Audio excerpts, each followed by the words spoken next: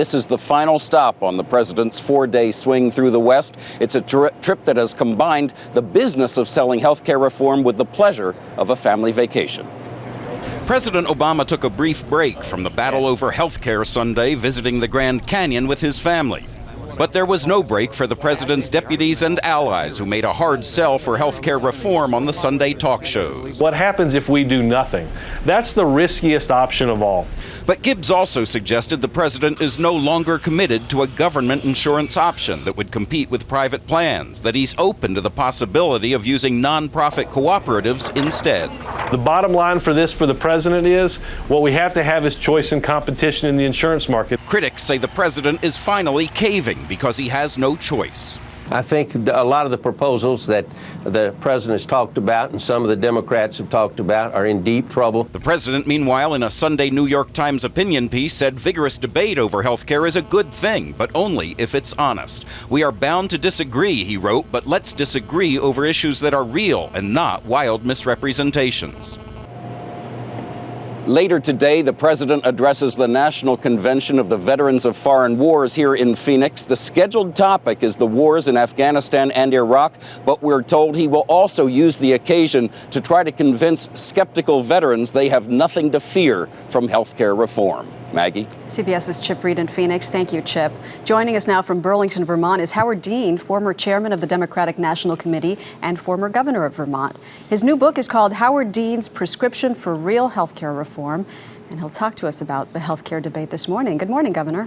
Good morning, Maggie. How are you? I'm well, thank you. Now that President Obama has wavered on his insistence that a health care plan include a public option, do you think he should just come out and flat out say the public option is off the table, let's get on with this without it? Well, the trouble is you can't really have reform without a public option. What a public option is essentially what veterans have and what people over 65 have. It's Medicare. And it works really well, and it's much more efficient than the private health insurance industry. They don't kick you off your insurance if you get sick. They don't stop you from getting it if you do get sick, and they don't charge you an outrageous amount of money. So if you really want to fix the healthcare system, you got to give the public the choice of having such an option.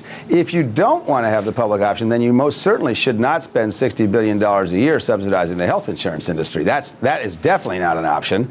Just do a little insurance reform, the kind that's been other states have done, including ours 15 years ago, works very well. And then we'll tackle health care reform another time. But let's not pretend we're doing reform without a public option, because the two aren't mixed. But what if the public doesn't want it? President Obama's approval rating is down to 53%. 42% of voters believe he has mishandled this health care. How do you explain that he's losing public support? Well, I think Bill Clinton's still the smartest political mind in America, and he said at a Netroots convention in Pittsburgh that as soon as President Obama signs the bill, his ratings will go right back up again, and I think that's true. Look, this is a messy process. It's a politics process.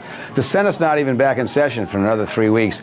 My guess is the Republicans aren't going to vote for this bill no matter what, so there's no point in making a whole lot of concessions to people who aren't going to vote for the bill under any circumstances anyway. But can it pass with this public option now that the president has essentially admitted that he's willing to compromise on it? I don't think it can pass without the public option. There are too many people who understand, including the president himself, that the public option is absolutely linked to reform. If you don't have the Republicans playing seriously in this bill, you only have the Democrats, and the Democrats want a public option. And a public option is just that. You get to choose. If you as an individual don't want a public insurance, then you shouldn't take it for yourself. But I think you ought to let the people who do want public insurance to have that, just like they do when they're over 65. In the last 20 seconds, your prediction, will this pass the way it is now with the public option? It'll pass with the public option. The president will sign it sometime around December. All right, we shall see. Governor Howard Dean, thank you so much. Thank you.